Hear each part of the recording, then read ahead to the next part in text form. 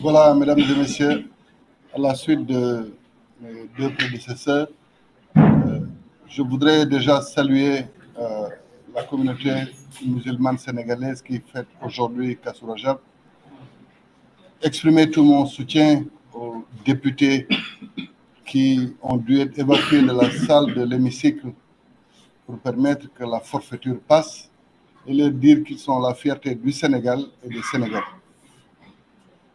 En complément à ce que vient de dire Amadou Ba, de la coalition Diomaye Président, je voudrais rappeler qu'il y a eu une première requête. La première requête concerne les candidats pris individuellement et qui voudrait qu'en application des dispositions des articles 29 et 34 de la Constitution sénégalaise, que le Conseil constitutionnel continue de jouer son rôle.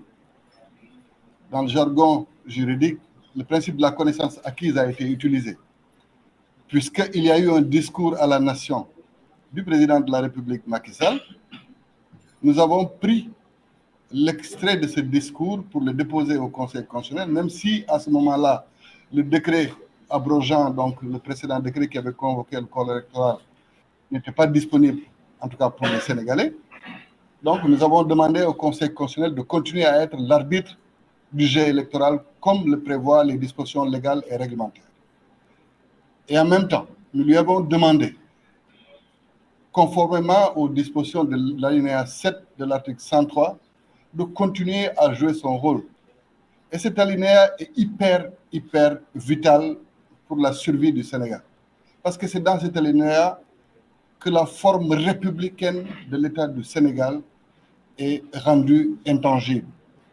Quand nous rendons intangible notre forme républicaine et que nous rendons intangible du fait de leur réforme consolidante de 2016, la durée du mandat, je pense qu'il n'y a plus de sujet à débattre du point de vue du droit et que cette première requête déposée par les candidats eux-mêmes devrait suffire à rétablir les candidats dans le droit pour que le processus électoral continue.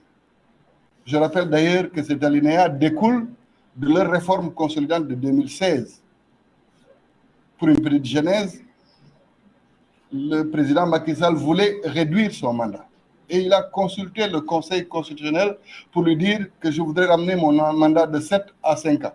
Le Conseil constitutionnel lui dit tu es incompétent quand il s'agit de la durée du mandat. Et qu'en aucune façon, ce sujet n'est de ta compétence. Qu'en conséquence, d'ailleurs, il faudrait que tu continues ton mandat jusqu'à son terme en 2019. Et c'est à la suite de ça que nous sommes partis dans le cadre d'un référendum pour dire qu'en aucune façon, nous ne pouvons revenir sur la durée du mandat, ni sur le nombre de mandats consécutifs. Donc c'est une question qui, pour moi, à elle seule, suffit à régler ce problème qui se pose actuellement. La requête des candidats doit être examinée au plus vite par le Conseil constitutionnel pour que, ensemble, cette décision qui va être favorable à ces différents candidats puisse permettre la continuation du processus électoral. Deuxièmement, comme il a été dit, les députés ont vaillamment résisté, mais ils ont encore une possibilité de pouvoir défendre le Sénégal. C'est de pouvoir saisir encore une fois le Conseil constitutionnel suite au décret qui a été publié. Et nous attendons donc la promulgation de leur loi, le délai de 6 jours, pour pouvoir aussi porter les recours qu'il faut. Parce que si on donne encore une fois une dérogation à un mandat, je rappelle que même dans le cas extrême du décès du président de la République, il n'est donné à son suppléant ou à celui qui exerce la vacance du pouvoir qu'un délai de 3 mois. Pourtant, un décès d'un président de la République est un élément très douloureux à vivre pour une nation. Mais à ce moment-là, le président de l'Assemblée nationale ne dispose que de 3 mois avant que les Sénégalais eux-mêmes ne choisissent leurs dirigeants. Donc, c'est vous dire combien cette situation que nous vivons est une aberration, est une insulte pour tous les Sénégalais. Car nous sommes la risée du monde. Tous les médias sont en train de rire du Sénégal. Et aujourd'hui, ce n'est plus un combat de candidats. Heureusement que tout le monde l'a compris. Et c'est pourquoi nous, ce collectif-là, nous avons décidé d'aller à la rencontre de tous les segments de la nation qui se sont déjà prononcés pour la préservation de la démocratie sénégalaise.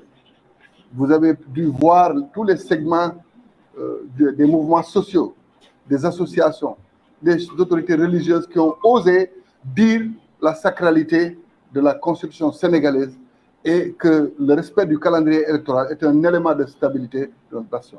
Donc, dans cette démarche-là, nous appelons tout le monde à l'unité. Il ne s'agit pas d'un combat d'un candidat ou d'un candidat spolié ou d'un parti qui aurait pu vouloir être membre de ce processus et qui ne l'est pas.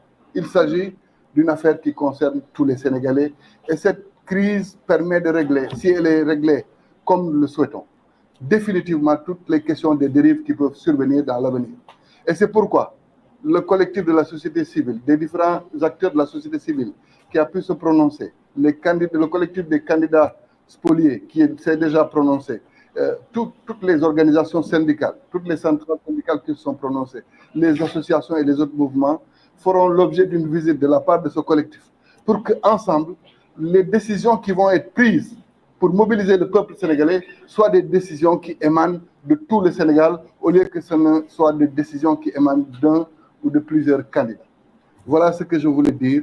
Et encore une fois, des procédures seront en cours aussi concernant les actes illégaux qui ont été posés par le président de la République et par le gouvernement. Parce que si vous vous rendez compte, dans l'actualité d'hier, ceux qui étaient dans la commission d'enquête de l'Assemblée nationale étaient eux-mêmes en train de laver à grande eau celui qui a été cité dans le texte de loi comme le corrupteur.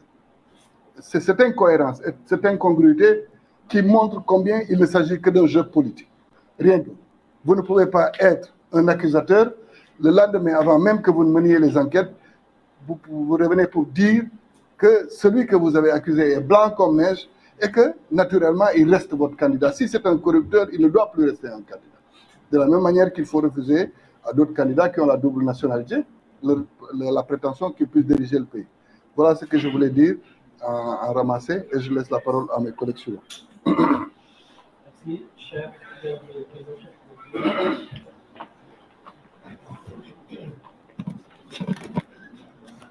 Bonjour, mesdames et messieurs, Sénégalaises et Sénégalais de l'intérieur et de la diaspora, frères et sœurs africains, hôtes étrangers qui vivaient parmi nous, démocrates, républicains, militants de la bonne gouvernance, de l'état de droit et de la démocratie de par le monde, je voudrais, en ces moments graves, difficiles et dangereux que vit notre nation, m'adresser au président de la République du